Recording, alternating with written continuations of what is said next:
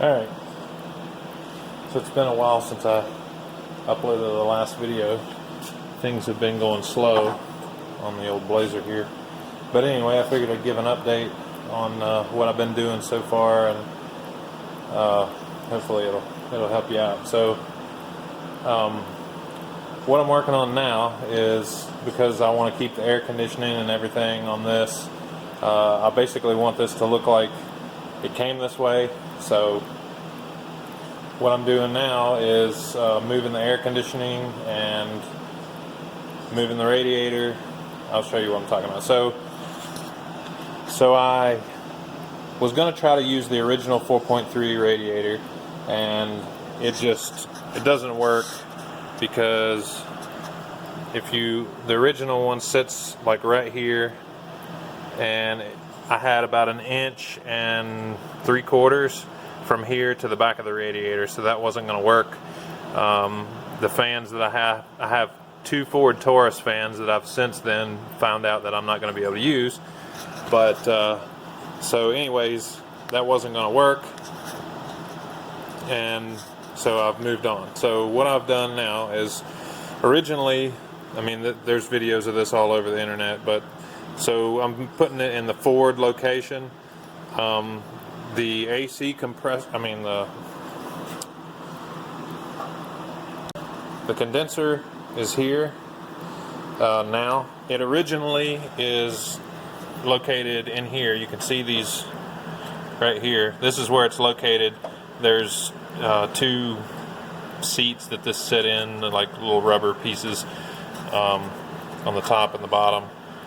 So I've taken that out. I moved it around to the front, and it's barely gonna fit behind the grill, but it will fit. So I had to notch a little bit on the grill, barely. But like I said, I don't want this to look like it was hacked up or butchered or whatever. So, I mean, as much as possible. A lot of people that do the Ford location, they'll do the 4.3 radiator in the Ford location, which it's too wide and it's too tall. At least mine is anyways, because I have the heavy duty 4.3 radiator with the oil cooler. So anyways, if I would have done that, I would have had to have cut this out and cut across the top, and where the fill neck goes, you have to cut a hole right here.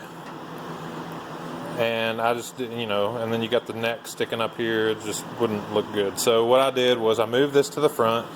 This material here you can screw into from the factory. It's screwed into, so just use really short screws and screwed it in here and here on both sides. And I mean, it is like it's stout. It's on there. It ain't going nowhere.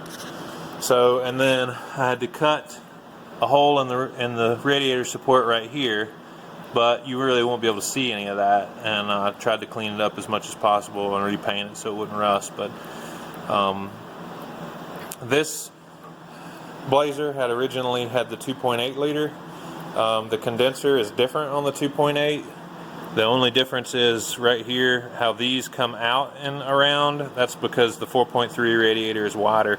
So the original 2.8, they just stick straight out, which would have made it more difficult to use. I would have had to scoot it over this way farther, but you could have used it. But I had a 4.3, so or one out of a 4.3. I have a parts Blazer, so I just used that one.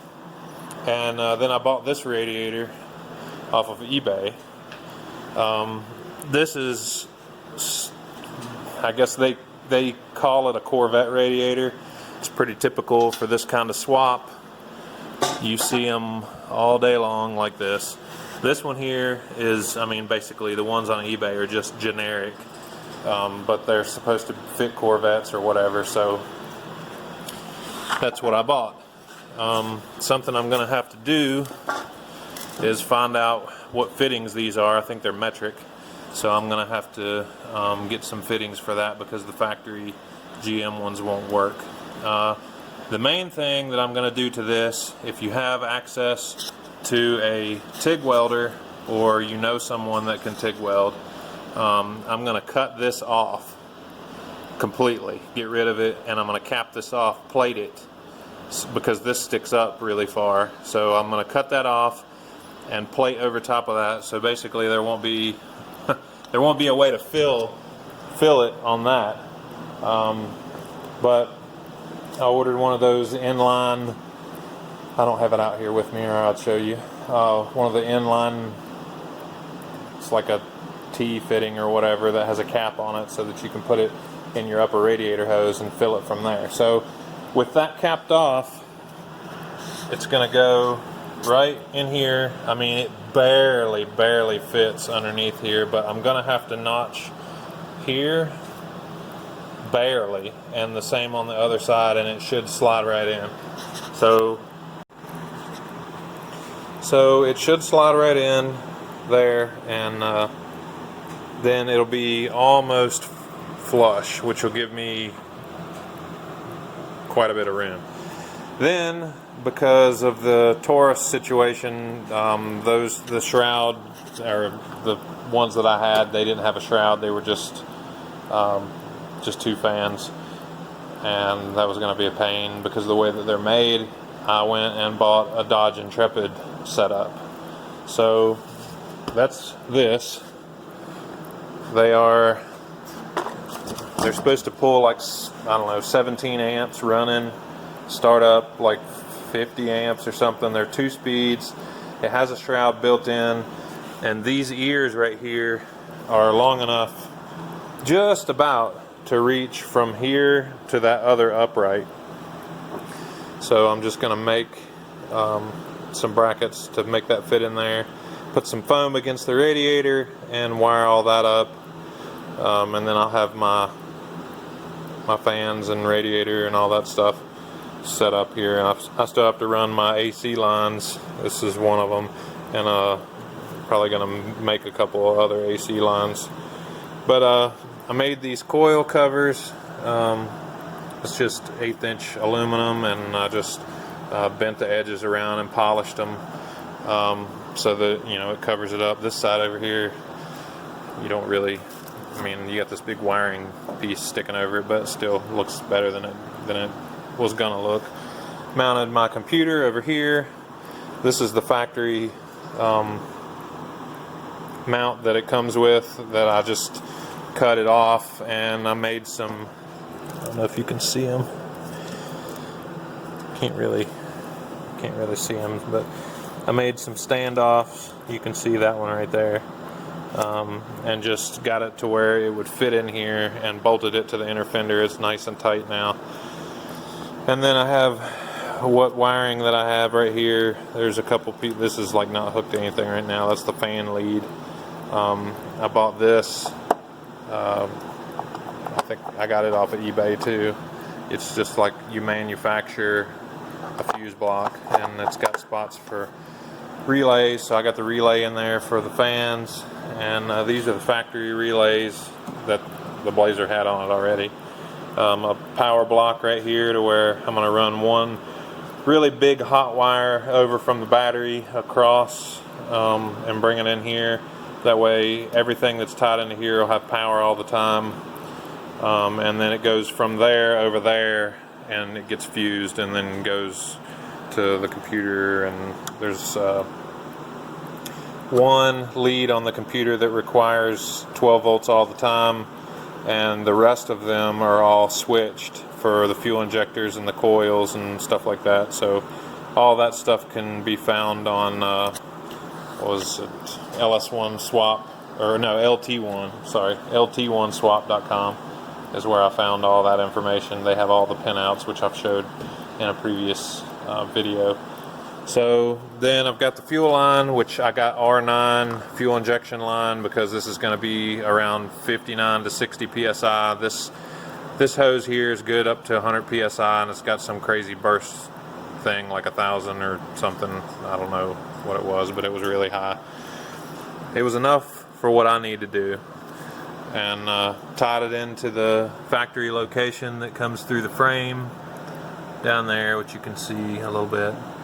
And I'm going to put a heat shield between that, or around that or whatever, because it's like, I don't know, 2 inches or something from the exhaust manifold, so I don't want my gas getting that hot or melting anything or whatever. So I'm going to make a heat shield there. Now, something else. You can see, I mean, these coils are in the factory location, but if you know anything about these, this looks shorter. Well, it's shorter because I had to shorten it. So back here, there's not enough room, and on the other side, there's not enough room because of the brake booster and the heater box on this side. So I cut it down. I cut the factory mount down and moved the last coil over one. So basically this coil, if you could see it, but this coil,